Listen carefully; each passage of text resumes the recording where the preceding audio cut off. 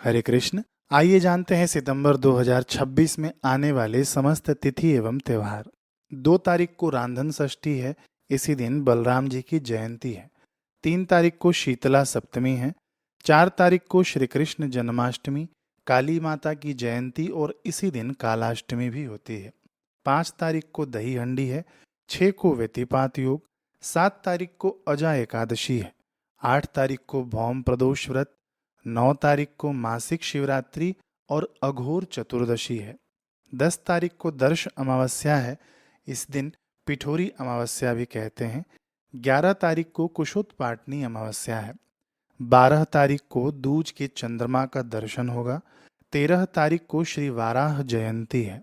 14 तारीख को हरितालिका तीज, विनायक चतुर्थी, इसी दिन चंद्र दर्शन निषिद्ध है। गणेश महोत्सव इसी दिन से चालू हो जाएगा।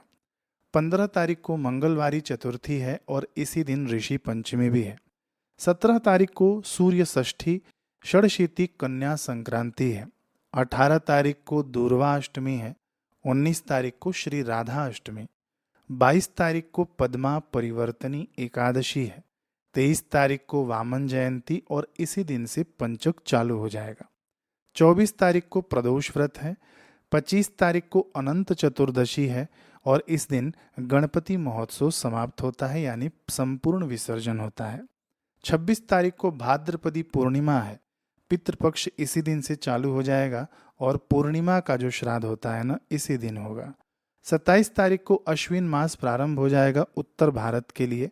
प्रतिपदा का श्राद्ध होता है इस दिन। 28 तारीख को द्वितीया का श्राद्ध होगा और इसी दिन पंचक समाप्त होगा। 29 तारीख को तृतीया का श्राद्ध होगा।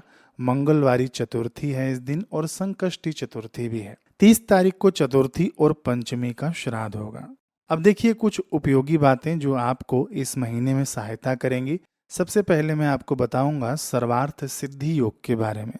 सर्वार्थ सिद्धि योग यानी बड़ा ही शुभ योग होता है। इसके नाम से ही आपको पता चलेगा सर्वार्थ सिद्धि योग, यानी किसी भी कार्य के लिए यह समय बड़ा ही उचित माना गया है ना। कोई भी आपको नया कार्य करना है तो इसके अंदर आप लोग प्रारंभ कर सकते हैं। सर्वार्थ सिद्धि योग रहेगा, आपको स्क्रीन पर समय दिखता होगा, आप लोग स्क्रीन पर समय देख लीजिए।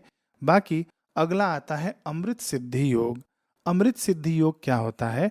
अमृत, इसका अर्थ ही यही होता है कि जो इसे पी लेता है ना तो वह अजर अमर हो जाता है। तो इसका अभिप्राय ये है कि अमृत सिद्धि योग में आप जो भी कार्य करेंगे वह लंबे समय तक टिकता है। ठीक है, तो अमृत सिद्धि योग में सोच समझकर कार्य करना चाहिए। कोई इन्वेस्टमेंट कर दें, किसी प्रॉपर्टी में आप इन्वेस्ट कर दीजिए, कोई प्रॉपर्टी लेकर रख दीजिए, अथवा तो कोई वाहन खरीद सकते हैं इसमें, तो वह भी लंबे समय तक आपको सहायता करेगी। फिर इसके बाद आता है मास शून्य तिथि। मास शून्य तिथि क्या होती है? देखिए, मास शून्य, शून्य से ही पता चलता है कि इसके अंदर आप जो भी कार्य करेंगे वह सब आपके लिए शून्य फल देने वाला हो जाएगा। जैसे विवाह हो गया, गृह प्रवेश हो गया, कोई व्यापार का आरंभ हो गया, है ना, इसका फल नष्ट हो जाता है और असफलता की संभावना बढ़ जाती है। ठीक है, तो मास शून्य तिथि आपको इसका भी समय दिख जाएगा। फिर इसके बाद आएगा रिक्त तिथि। रिक्त तिथि क्या होता है ना कि वैदिक ज्योतिष के अनुसार चतुर्थी, नवमी और चतुर्दशी तिथियों को न रिक्त तिथि कहा जाता है। रिक्त का अर्थ क्या होता है? खाली या शून्य। तो पंचांग के नियमों के अनुसार इन तिथियों में कोई भी शुभ या मांगलिक कार्य, जैसे कि विवाह है, गृह प्रवेश है, मुंडन है, नया व्यापार है, गाड़ी खरीदना है ना, ये नहीं करना चाहिए, क्योंकि इसमें किए गए कार्यों के परिणाम निष्फल या खाली सिद्ध होते हैं। ठीक है ना। रिक्त तिथि आपको स्क्रीन पर दिख गया होगा। अब आता है द्विपुष्कर योग। तो द्विपुष्कर योग ना इस महीने नहीं है। फिर आता है त्रिपुष्कर योग। त्रिपुष्कर योग में क्या होता है कि आप जो भी कार्य करेंगे ना, आपको 3 बार संभावनाएं बन जाती हैं कि वही कार्य करना है।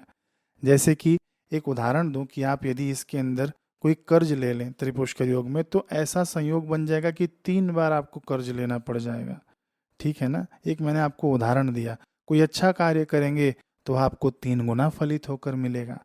ठीक, तो इसका भी समय आपको स्क्रीन पर दिख रहा होगा। अब अगला आता है जो आप लोग बार बार पूछते हैं कि कर्ज लेने का उत्तम समय क्या है।